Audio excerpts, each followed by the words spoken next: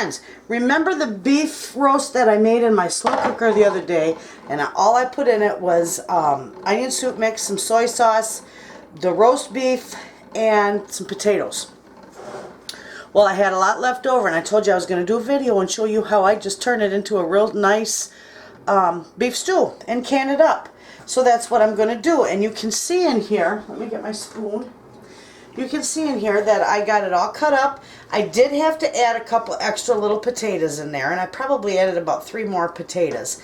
And then I also put a handful of my dehydrated mixed vegetables, which has carrots and peas and beans and, you know, I think it's got some butter beans and all kinds of stuff in there, some big green beans.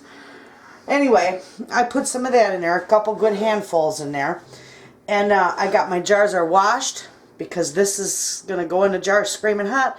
My jars have to be screaming hot. So I have them in the oven at 275 degrees for about 15 minutes to get them nice and hot. And then I will be back when they're ready, and I'll show you how I fill it and process it. Friends, I am back. My jars are done. And I've got my knife for debubbling. I got my little paper towel that's soaked with vinegar. This is hot. My jars are hot. And everything's all set. So I'm just going to start pouring them in my jars. And I don't know how many I'll have. I got 6 of them to start.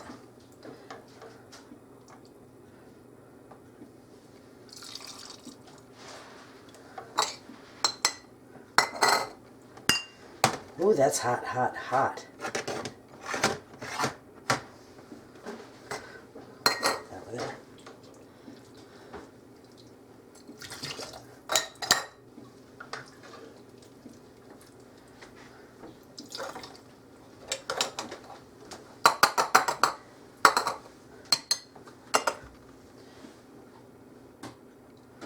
Put a little bit of juice in there.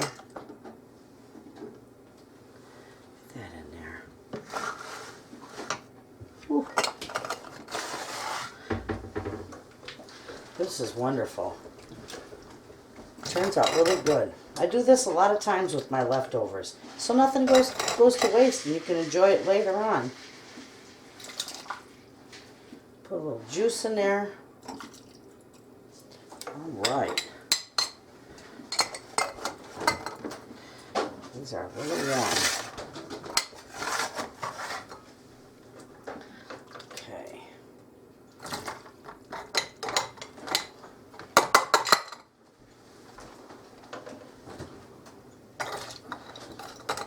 This is really easy to do, friends, and it's a really good way to save your leftovers.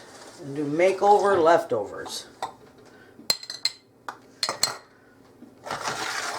Oh, hot, hot. Okay.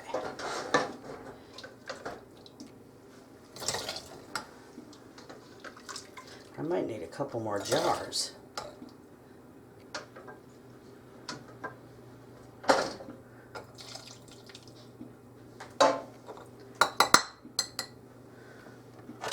Oh, woo!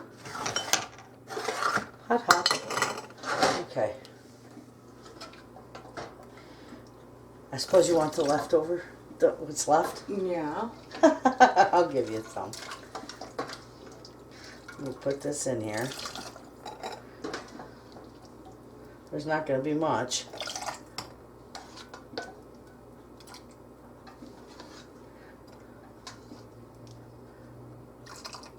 There.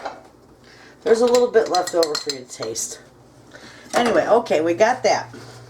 I got that. You get a spoon or a bowl and put that in there if you want. You can use a spoon? Yep. What is this? You want a big spoon? Okay, there you go. Okay, friends. We're just going to give this a nice little debubbling. It's pretty liquidy, but you never know if there's a bubble in there. I still do it. Just give it a good stir with a knife and... Okay, there we have that. Now we're just going to take and wipe our rims. And I always use vinegar whenever I work with meat and beans. Remember, I use vinegar. You can use vinegar to wipe all your jars, but I just do it with meat and beans because it cuts grease. Okay. Wipe them all off.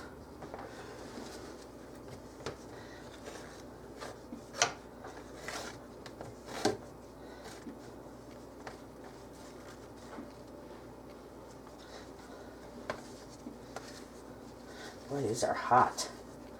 Okay. All right, now I got my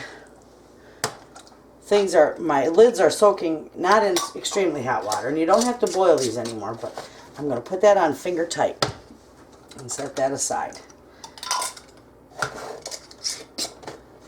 And I got 6 nice jars of beef stew for the pantry that would have otherwise could have gone to waste in the fridge. Ooh, hang on there. That is hot.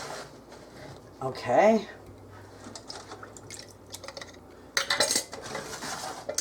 I think that one could have used a little more juice, but that's all right.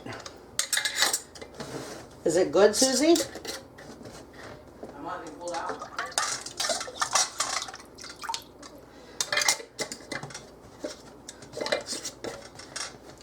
All right. Okay, so there we have our nice 6 jars. And then I'm going to put them in my canner. I'll do that right now.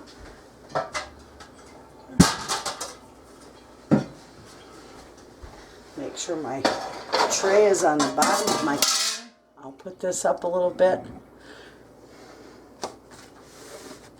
All right, these are, oh, I got it upside down there. Okay, now I'm just going to set these down in here. These are going to process at 75 minutes, 10 pounds of pressure. So I got 6 of them in there. And I'm going to get my water out. I'm going to put a splash of vinegar in there. Keep the jars nice and clean.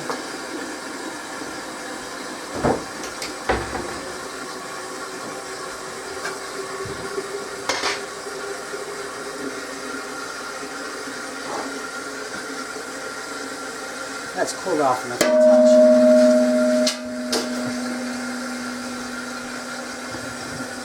I'll bring you up here. You can just barely see that in there. I'm going to put a good 2 inches of water in here.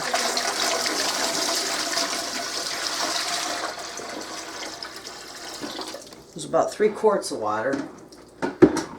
Okay. We got that. We gotta turn this. I like this straight on my stove. We're gonna put our lid on there, and we're gonna turn it on high. And again, I'll say, this has got to vent for 10 minutes, a steady stream of steam, and then we'll be able to put the jiggler on.